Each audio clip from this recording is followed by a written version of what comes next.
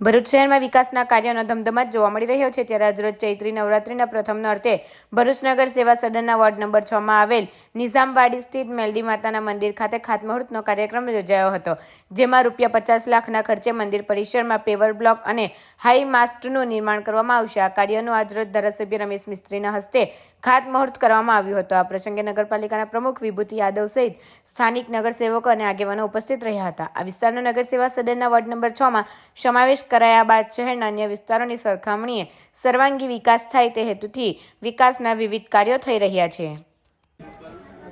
આજે ward number 6માં ચૈત્રી નવરાત્રિના પ્રથમ દિવસે માતાજીના મંદિરના પ્રાંગણમાં 50 લાખ રૂપિયાના ખર્ચે પ્યોર બ્લોક લગાવવાની કામગીરી તેમજ હાઈમાસ્ટ લગાવવાની કામગીરીના કામનું ખાતમુહૂર્ત કરવામાં આવ્યું છે।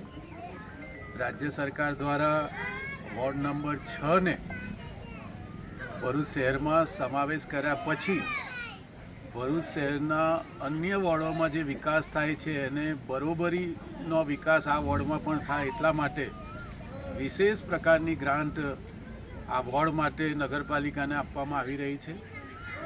એ આઉટગ્રોથની જે ગ્રાન્ટ છે એમાંથી આ લગભગ 50 લાખ રૂપિયાના ખર્ચે સંપૂર્ણ ચારે બાજુથી આદિવાસી વિસ્તાર જે છે, ધાર્મિક સમાજ રહે છે, એ વિસ્તારના લોકોને આ કામ પૂરું થયા પછી બહુ મોટી સુવિધા ઊભી થશે।